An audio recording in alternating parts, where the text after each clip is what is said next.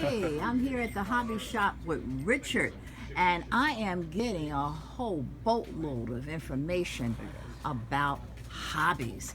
This is Rosie Horner, and I am now posting on Rosie's Boomer News, Views, and Reviews. Now, Richard, Yes. you said everybody should have a hobby. Yes, they should. Why? Well, if you don't have a hobby, you're gonna go crazy. That's simple as that. And honestly, hobbies I have here at the store are one element of it, but you have to do something with your spare time. Now, are you too old to have? I mean, is No, there you an can have- age limit for hobbies? No, absolutely not. You should have a hobby your whole life. Now, obviously, when people say they have no time for hobbies, they don't really manage their time very well, because they are probably using that time to watch television or not, just vegging, or most likely playing video games for anybody in the millennial set and younger.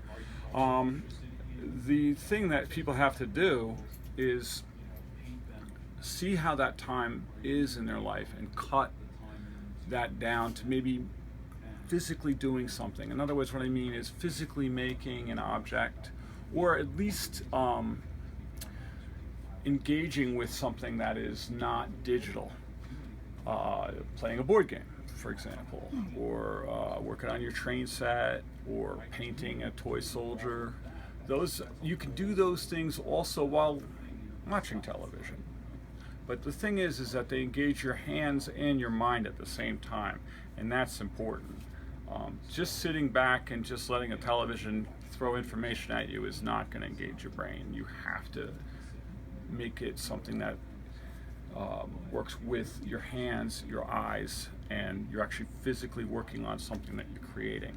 So this seems like an imperative. This seems like something that has to be done by baby boomers just to keep thriving. Well, right? yes. If I looked at the baby boomer demographic, they have an advantage and a disadvantage in that they basically came of age during the digital revolution with more channels than ever. And they actually have now video games that are specifically targeted towards their demographic. I'm playing video games online with boomers at this point.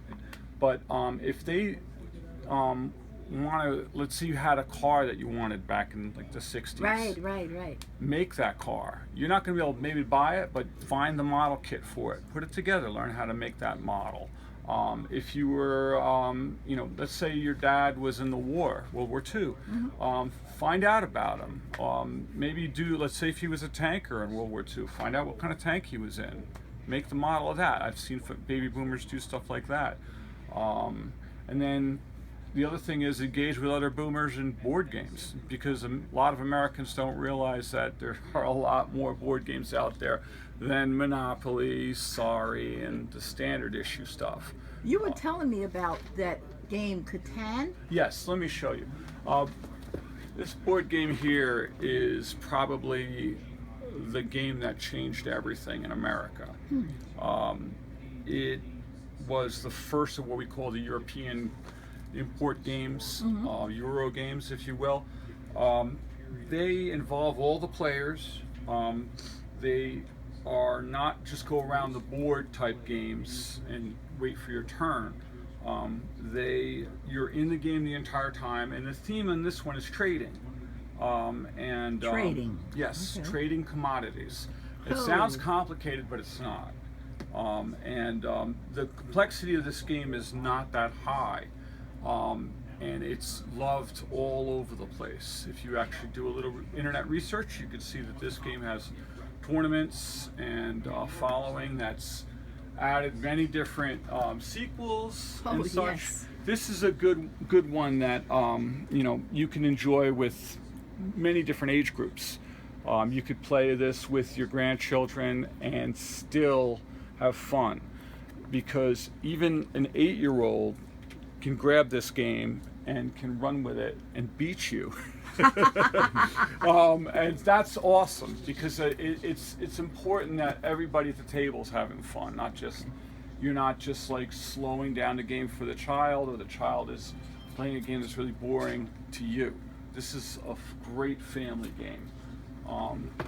And there's a Now- whole host of other games that I could go on all day. Well, you know, about. I'm going to do some more segments with you because I'm so Sure. glad my husband turned me on to this place. Now, tell me, where are you located? We're We're here at 1970 Springfield Avenue, Maplewood. We've been here since this location since 1999, but we've been in business in Maplewood since '93. Cool. Well, listen, thank you so much, Oh, you're and I welcome. hope to come back and see one of the live games going bet, on you bet. right here. You bet. And keep up the good work. Thank you. Sure.